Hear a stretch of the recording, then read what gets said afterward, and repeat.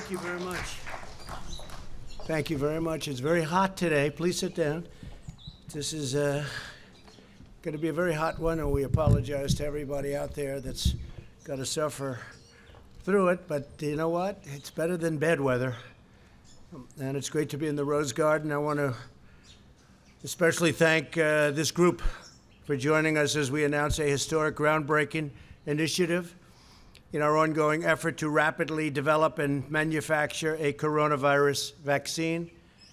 We're joined by Secretary Stephen Mnuchin, Secretary Mark Esper, Secretary Alex Azar, Chairman of the Joint Chiefs of Staff, General Mark Milley, FDA Director Dr. Stephen Hahn, Director of the National Institute of Health, Dr. Francis Collins, Dr. Fauci, Dr. Birx.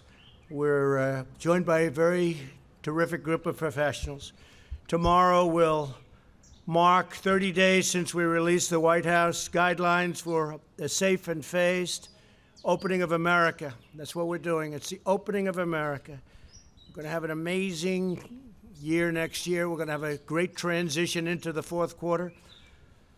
As of this morning, almost every state has taken steps to begin reopening, and the American people are doing an extraordinary job of continuing to take precautions while at the same time wanting to start, and they will be starting to resume their American way of life. We will be reigniting our economic engines. We're going to be taking care of our most vulnerable, which are our senior citizens and some others.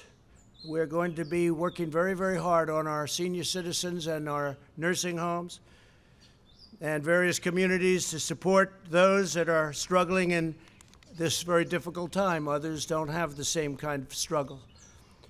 For example, today, Secretary Perdue, together with Ivanka Trump, launched the Farmers and Families Food Box Program, which will provide $3 billion to help small farmers. And it'll be helping farmers, ranchers, but it'll be bringing food to some of the food lines and some of the food kitchens that you've been seeing on television. And I said, why aren't we doing that? We have all of this tremendous food produced by our farmers and our ranchers. And so we're going to be buying $3 billion worth of that food. Great for everybody, our farmers, our ranchers, and the people that need great food. A key feature of our reopening plan is the largest and most ambitious testing system in the world, by far. America is now conducting close to 350,000 tests per day, an unthinkable number just a short while ago, more than anybody in the world by far, suggesting many states now have excess testing capacity to monitor for new outbreaks. Florida, many other states, they have so much testing, the testers are waiting for people to show up. It's great. Another essential pillar of our strategy to keep America open is the development of effective treatments and vaccines as quickly as possible. I want to see if we can do that very quickly. We're looking to, when I say quickly, we're looking to get it by the end of the year if we can, maybe before. We're doing tremendously well. From the earliest days of the pandemic, we have marshaled the genius of American scientists and researchers from all across government and the private sector, from academia, from everywhere, to vanquish the virus, and tremendous strides have been made. I can tell you, I get to see it every day. Tremendous strides are being made. Scientists at the NIH began developing the first vaccine candidate on January 11th. Think of that. Within hours of the virus's genetic code being posted online. So January 11th, most people never even heard what was going on January 11th, and we were out there trying to develop a vaccine, not even knowing what we were up against. Then my administration cut through every piece of red tape to achieve the fastest ever by far launch of a vaccine trial for this new virus, this very vicious virus. And I want to thank all of the doctors and scientists and researchers involved, because they've never moved like this, or never even close. The NIH and the HHS have also been working constantly with private industry to evaluate more than 100 potential treatments. The Food and Drug Administration has swiftly approved more than 130 therapies for active trials. That's what we have right now, 130. and another 450 are in the planning stages, and tremendous potential awaits. I think we're going to have some very interesting things to report in the not-too-distant future. And thank you very much to Dr. Hahn. Through a historic series of funding bills, my administration is providing roughly $10 billion to support a medical research effort without parallel. I especially want to thank Senator Steve Daines of Montana for his incredible work. He has worked so hard to secure additional funding for vaccine development. He has been right at the forefront. Today, I want to update you on the next stage of this momentous medical initiative. It's called Operation Warp Speed. That means big and it means fast, a massive scientific, industrial, and logistical endeavor unlike anything our country has seen since the Manhattan Project. You really could say that nobody's seen anything like we're doing, whether it's ventilators or testing. Nobody's seen anything like we're doing now within our country since the Second World War. Incredible. Its objective is to finish developing and then to manufacture and distribute a proven coronavirus vaccine as fast as possible. Again, we'd love to see if we could do it prior to the end of the year. We think we're going to have some very good results coming out very quickly. In addition, it will continue accelerating the development of diagnostics and breakthrough therapies. The great national project will bring together the best of American industry and innovation, the full resources of the United States government, and the excellence and precision of the United States military. We have the military totally involved. We're also working very strongly with other countries who are also have some great scientists, doctors, and we're all working very closely together, and they're viewing us as the leader, and we are, the relationship with other countries on solving this problem has been incredible.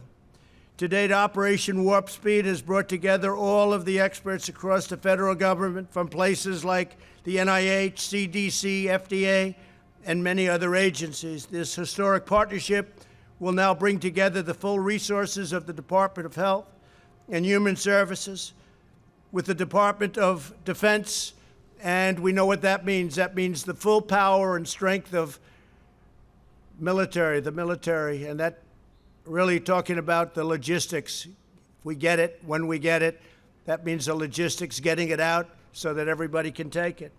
And today we're proud to announce the addition of two of the most highly respected, skilled professionals in our country, worldwide respected. Operation Warp Speed's chief scientist will be Dr. Moncef Slaoui, a world-renowned immunologist who helped create 14 new vaccines. That's a lot of our new vaccines in 10 years during his time in the private sector, one of the most respected men in the world in the production and really on the formulation of vaccines. Joining Dr. Slaoui as Chief Operating Officer will be General Gus Perna, a four-star general who currently oversees 190,000 service members, civilians, and contractors as commander of the U.S. Army Material Command. That means logistics. That means getting it out. We got to get it out there. So, General, thank you very much. And Doctor, thank you very much. It's great to have you on board. Really highly respected people. Thank you. These two outstanding individuals will provide more details following my remarks. In preparation for this initiative, experts throughout the government have been collaborating to evaluate roughly 100 vaccine candidates from all over the world. They have identified 14 that they believe are the most promising, and they're working to narrow that list still further. So we started off with over 100. We're down to 14, and we have some really interesting choices to be made. They're doing very well. Through Operation Warp Speed, the federal government is providing unprecedented support and resources to safely expedite the trials, moving on at record speed. While we accelerate the final phases of vaccine trials, Operation Warp Speed will be simultaneously accelerating its manufacturing process. In other words, we're getting ready so that when we get the good word that we have the vaccine, we have the formula, we have what we need, we're ready to go, as opposed to taking years to gear up. We're gearing up. It's risky, it's expensive, but we'll be saving massive amounts of time. We'll be saving years if we do this properly, and that's what we're doing. So we're gearing up on the assumption that we'll have, in the near future, relatively near future, a vaccine.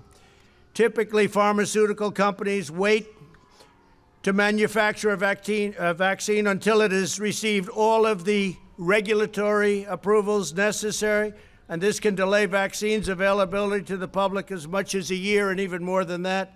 However, our task is so urgent that under Operation Warp Speed, the federal government will invest in manufacturing all of the top vaccine candidates before they're approved. So we're knowing exactly what we're doing before they're approved. That means they better come up with a good vaccine because we're ready to deliver it. This will eliminate any unnecessary delay and enable us to begin providing Americans with a proven vaccine the day our scientists say, we're ready, we got it. And as we work to bring critical medical production back to America, these vaccines will manufacture that we're going to be focused on and manufacturing. They're all going to be right here in the USA. Now, we're working, as I said, with other people outside, and that's fine too. We want to get to the solution. We know exactly where the other countries are, and we'll be very happy if they were able to do it. We'll help them with delivery. We'll help them with in every way we can. We have no ego when it comes to this, no ego whatsoever. Operation Warp Speed is also making the necessary preparations to distribute these life-saving treatments at scale. So we're talking about massive numbers so that millions of Americans will quickly have access to them. This includes ramping up production of supplies needed for distribution. And I have to say, we're also very, very much involved in other things other than the vaccine. If you take a look at what we're doing beyond vaccines, it's going to be very interesting, and we may talk about that in a little while. But this includes ramping up production of supplies needed for distribution, such as cold chain storage, glass vials, needles, syringes, and more. We'll have everything right on hand, ready to go. When a vaccine is ready, the U.S. government will deploy every plane, truck, and soldier required to help distribute it to the American people as quickly as possible. America's blessed to have the most brilliant, talented doctors and researchers anywhere in the world. We have the mightiest military by far in the world. Our military is completely rebuilt. Much of the equipment has been delivered. Some of it's on the way, all made right here in the USA. We took over very, very empty cupboards, I say medically. We also had empty cupboards in a military sense. Our military was in sad shape. It was depleted. We now have the strongest military the United States has ever had by far and the best equipment. And you hear that outside, that beautiful sound. Those are truckers that are with us all the way. They're protesting in favor of President Trump as opposed to against. There's hundreds of trucks out there, and that's the sign of love, not the sign of your typical protest. So I want to thank our great truckers. They like me and I like them. We're working on something together. But we have the mightiest, and they'll be helping us with this, by the way, speaking of truckers. We have the mightiest military in the long history of humankind. We have the best and most devoted workers ever to walk the face of the earth. And now we're combining all of these amazing strengths for the most aggressive vaccine project in history. There's never been a vaccine project anywhere in history like this. And I just want to make something clear. It's very important. Vaccine or no vaccine, we're back. And we're starting the process. And in many cases, they don't have vaccines. And a virus or a flu comes, and you fight through it. We haven't seen anything like this in 100 and some odd years, 1917. But you fight through it, and people sometimes, I guess, we don't know exactly yet, but it looks like they become immune, or at least for a short while and maybe for life. But you fight through it. But what we'd like to do, if we can, is the vaccine. I think we're going to be successful in doing it, and hopefully by the end of the year. Just as generations of Americans before us faced down the most difficult trials, set their sights on the highest summit, and overcame the biggest obstacles, America will meet the moment, and this moment specifically in our time, with unrivaled speed, unmatched skill, and the unyielding spirit of the American people. Our nation will come back stronger and greater than ever. We're going to have a tremendous year next year. We're going to have a really good fourth quarter. We're going to have a very interesting and productive transition quarter where Steve is there, and I'm sure our Secretary of the Treasury, I think you feel the same way, Steve. So, and thank you for your good work, really good work. And it's not finished yet, is it? I want to thank Steve Mnuchin, everybody. Now I'd like to ask Dr. Slowy and General Perna to come up and say a few words, followed by Secretary Azar and Secretary Esper. Thank you all very much. We're doing something that has never been done before. It's going to result in a tremendous end. I think we're going to come up with a solution to a problem like this country probably has never seen before. But it's an honor to be your president. We're doing a great job. These people are doing an incredible job. The people right here, I want to thank you all. Total professionals, great men, great women. Thank you all very much. Please. Thank you, Mr. President. Good afternoon, everyone. It's a great honor and privilege for me to have the opportunity to serve our country and the world in this remarkable endeavor, extraordinary endeavor, helping them and supporting them do it. The Operation Warp Speed's objectives are very clear. The President has described them, and I believe they are very credible. I also believe they are extremely challenging. However, I am really confident that our team across the many governmental agencies that are involved in these efforts, the NIH, the CDC, the FDA, ASPR, and of course with the support of the Army and our partners in the private sector, will be able and will do the utmost to deliver these objectives. In fact, Mr. President, I have very recently seen early data from a clinical trial with a coronavirus vaccine. And these data made me feel even more confident that we will be able to deliver a few 100 million doses of vaccine by the end of 2020. And we will do the best we can to do that. Thank you. We will, of course, also focus on progressing and accelerating development of medicines for those who unfortunately already caught the virus, as well as optimize the diagnostic tests. This will be our focus 24/7 over the next many months. Thank you. Thank you. Good afternoon, Mr. President. Thank you. Thank you for this great honor for allowing me to be a part of this team. I'm very excited about this team. It will be historic as we execute the mission that's been given to us. I also feel very confident that the team will be able to provide the results as directed.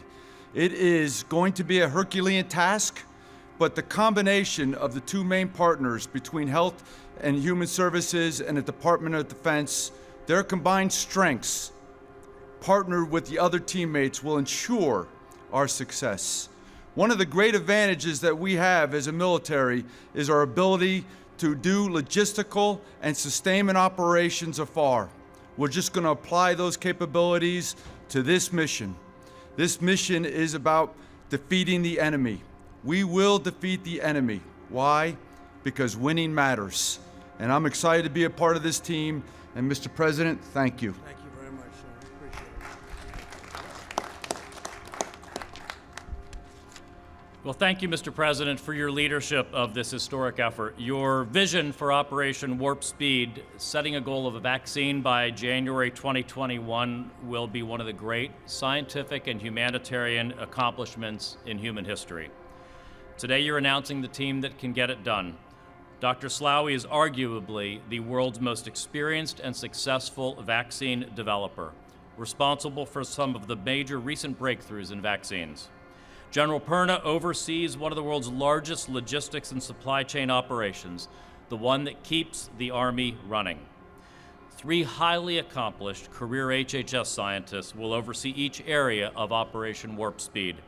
Dr. Peter Marks of FDA for vaccines, Dr. Janet Woodcock of FDA for therapeutics, and Dr. Bruce Tromberg of NIH for diagnostics. This is truly a dream team. We started work on each of these areas in January, and Congress has provided nearly $10 billion explicitly for this kind of research and development effort. Operation Warp Speed will integrate existing efforts that are coordinating vaccine, therapeutic, and countermeasure development, including NIH's ACTIVE and RADx initiatives.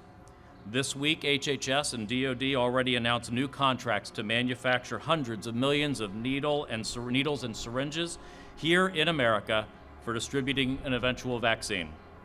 Finally, the President's efforts will ensure not only that we get vaccines, therapeutics, and diagnostics faster, but that we get large donations of the eventual products so they're affordable for the American people. So thank you, Mr. President, and thank you to all of the American scientists and inventors at HHS, at DoD, and elsewhere who are hard at work already. And I really want to express my personal appreciation to Secretary Esper and the Department of Defense, because this partnership is what's going to make this truly an historic endeavor. Thank you.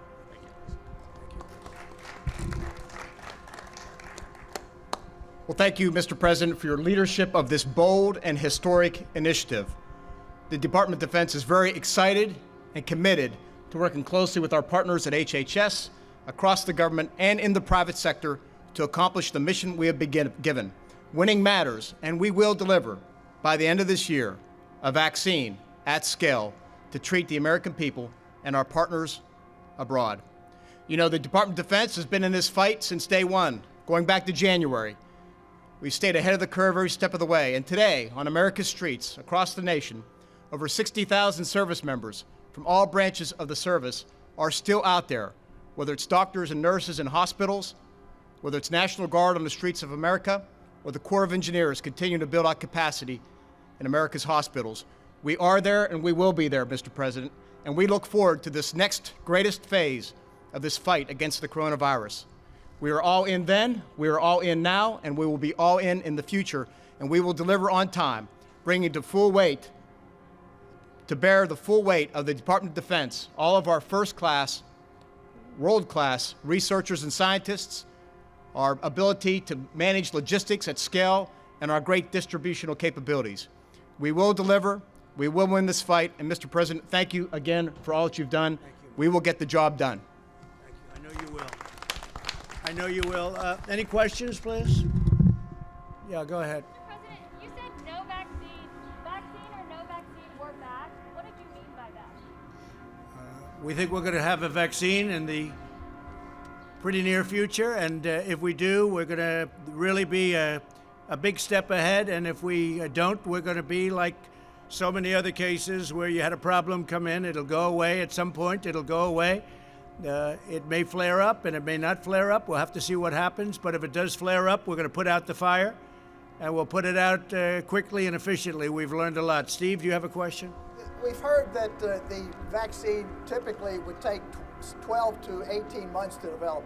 How can you do it in a speedier fashion? What makes you think this will work? Well, they started actually, I guess you heard, in January, early January, and they've been working on it. I know so many, and private companies have been working on it. The government's been working on it. So we've got the time because we put and they've literally been working 24 hours a day. So we've got the time, and we hope to be able to do something by the end of the year or shortly thereafter. But again, you know, it's not solely vaccine-based. Other things have never had a vaccine, and they go away. So I don't want people to think that this is all dependent on vaccine, but a vaccine would be a tremendous thing. And I will tell you, therapeutically or therapeutics, what's going on there is equally as impressive.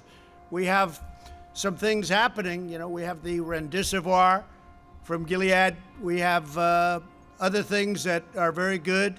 I think that a lot is happening therapeutically. I can't say that it's, relatively speaking, equal to what's going on with vaccines, but I think it's doing very well, very well. So therapeutics are a big factor. Yeah, Well, please. Is there a global competition to develop this vaccine? Like if France develops it first, will they share it with us? Yeah, and we have that very well worked out. Whoever gets it is going to be very proud to give it and develop it. They've developed it, and we'll see what happens.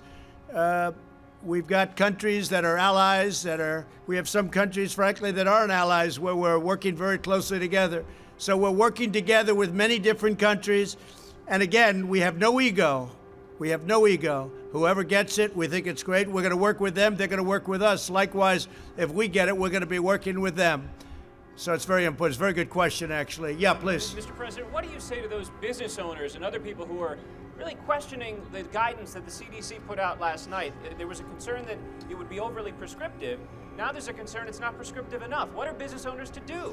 Well, I thought the guidance was very good. I've heard very good reviews on the guidance, and you know, the media will never be satisfied. If we gave you more description, that would be no good. If we gave you less, that would be no good. But I thought it was very good, and I've heard a lot of good things. Go ahead, please, Green. President, do you have a problem or any concerns? Do you have any concerns about the Abbott tests, given some of the new numbers that have come out? No, Abbott's a great. It's a great test. It's a very quick test, and it can always be very rapidly double-checked. If you're testing positive or negative, it can always be double-checked. But it's a very good test. It's very portable, very quick. Okay. And then what happens if China is the country that develops the vaccine? What happens if it's China? Will the U.S. still have access to that vaccine? I would say the answer to that would be yes. I would say the answer would be yes. Yes, go ahead, please.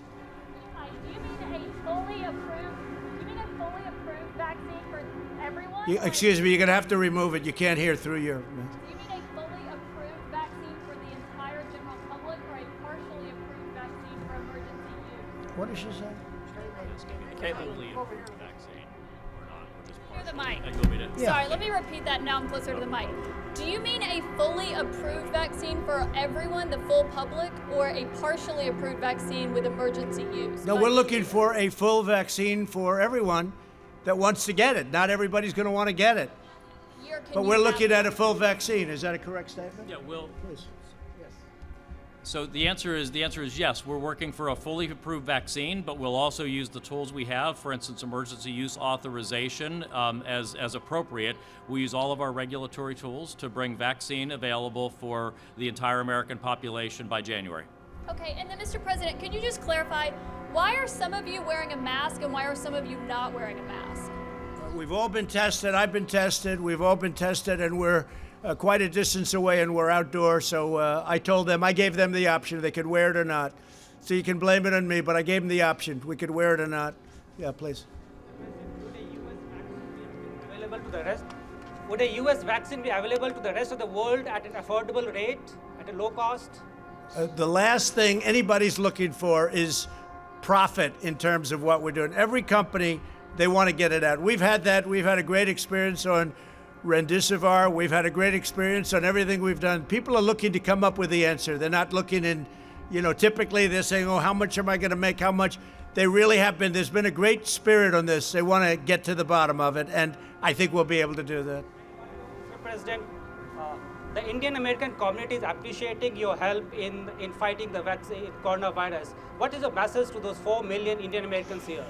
So India has been so great, and as you know, your prime minister has been a very good friend of mine. I just got back a short while ago from India recently, and we're working very much with India too. And we have a tremendous Indian population in the United States, and many of the people that you're talking about are working on the vaccine too.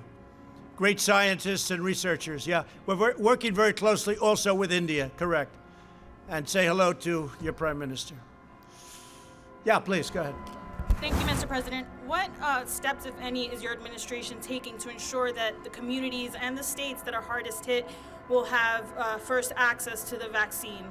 Have these discussions been had, or are there any plans? Yeah, I think we've done a good job with that. Certain areas have been hit very hard, New York, New Jersey, et cetera, et cetera.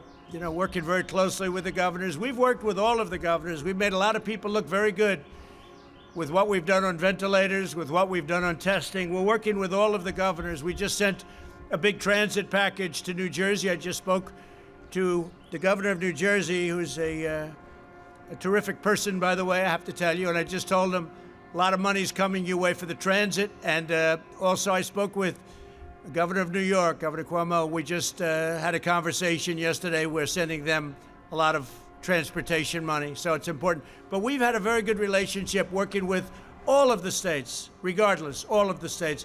And if we do get fortunate enough, and I think we're skilled enough, but fortunate enough to have a vaccine, it'll get out fairly and quickly.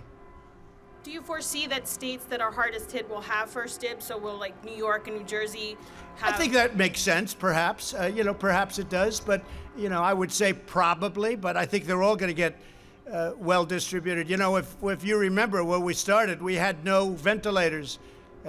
We had to make them, and we became a very major manufacturer of ventilators. Now we're helping countries all over the world with ventilators. We're sending them to many countries all over the world.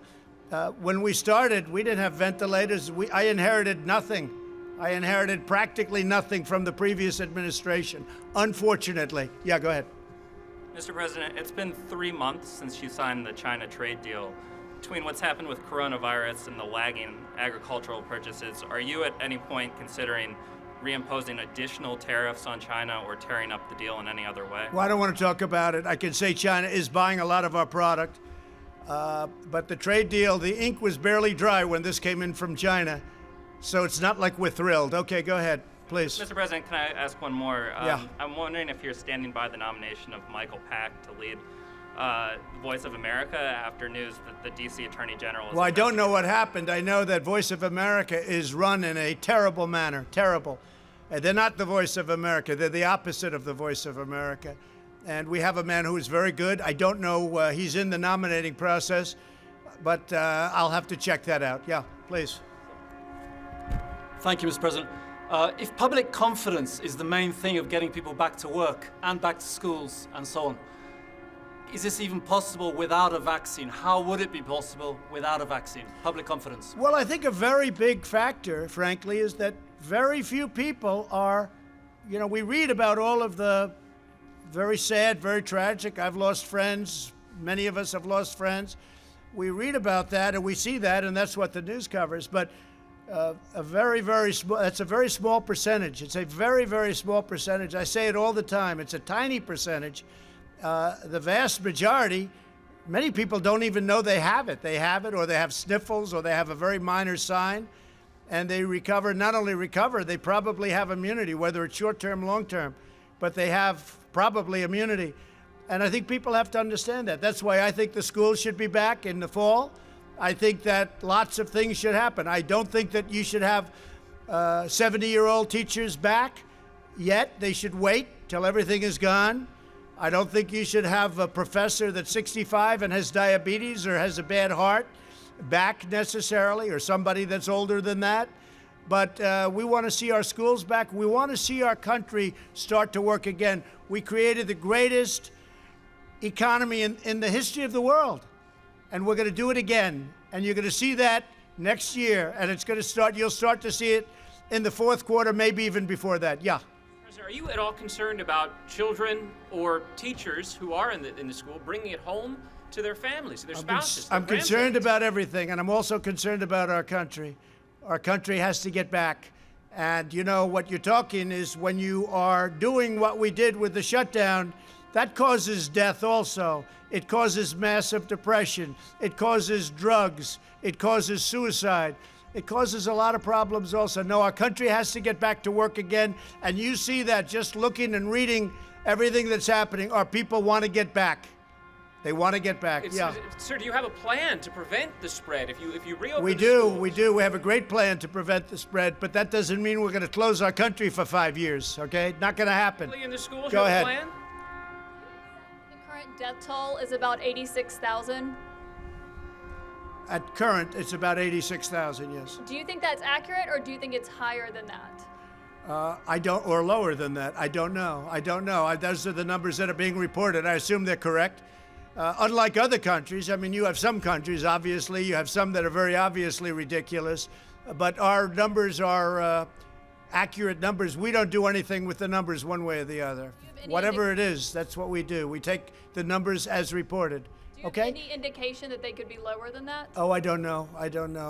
If they were, I'd be very happy if they were lower. I'd like to see numbers lower. I'd like to see no death at all. One death is too many. This should have never happened. This came from China. It should have been stopped in China before it got out to the world. We have 186, it's been updated this morning. 186 countries are affected. And each country that's affected is the same thing. Russia now is badly affected. France is badly affected. You look at what each country, and you can say affected or you can say infected. Either way you want to put it. But you look at these countries, look at Italy and you look at Spain and you look at all of these great countries in many cases, how they've had to fight through this. It's a terrible thing that happened. It could have been stopped at the source. It should have been stopped right at the source, but it wasn't. Thank you all very much. We appreciate it. Thank you. Thank you.